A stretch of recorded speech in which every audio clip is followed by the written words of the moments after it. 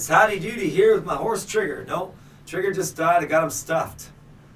Just kidding. Trigger's long gone. I'm a vegetarian. I wouldn't eat him. I buried him. He was a trusty horse. Really, I should write a country song about that. No, I won't get into that today. All right, it's Colin Daniel from riffninja.com. Welcome, welcome, welcome. Doors always open. Hope this will help you out a little bit. This is for more advanced players.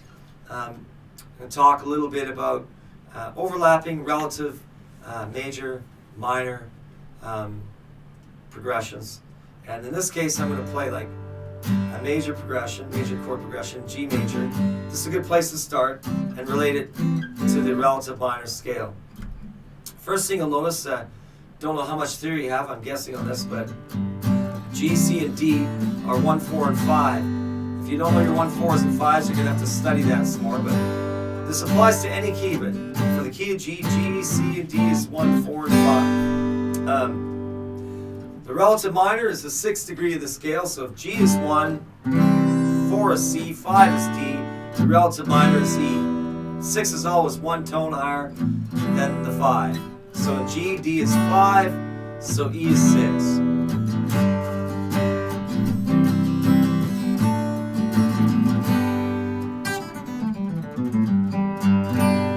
Now that was the E pentatonic minor scale because it's relative to G, and it's a simpler way of looking at it than having to say, okay, well, here's G major. I start on the G and go G, A, B, C, D, E, F sharp, and G like that.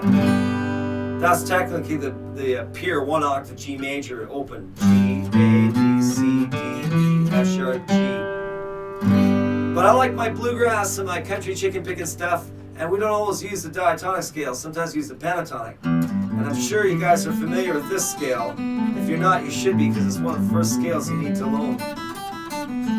Learn. Try that again, yeah.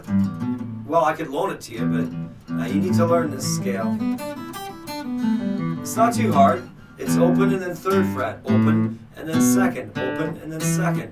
Open and 2nd. Open and 3rd. And open and 3rd. This is technically known as an E pentatonic minor scale because it starts on an E and ends on an E. It has the notes related to E minor in it.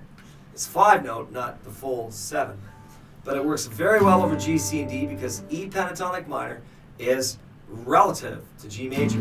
My suggestion is you get one of your friends strumming the G, C, and D chords, and then you start to work the scale over it.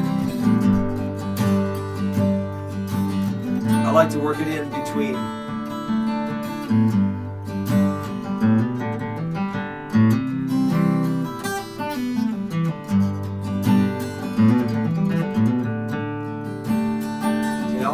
All the notes in that scale work.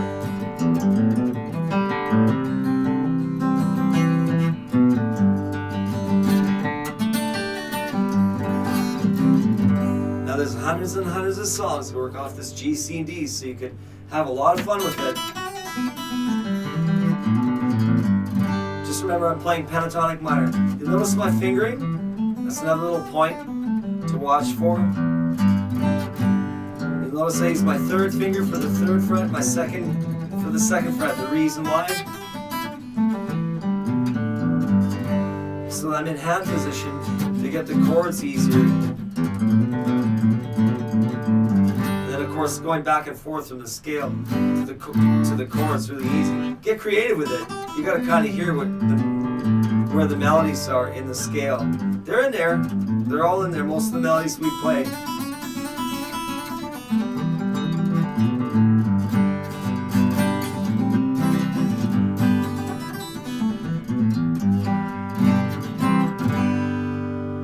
Alright, now if you don't have the scale down, it'd be a good idea to start with that. Work the scale out. Watch your picking. Make sure your picking's down up on your right hand. Okay, that's my last bit of advice for this lesson. You'll have to catch up with me on some more to get more. Visit me at riffninja.com.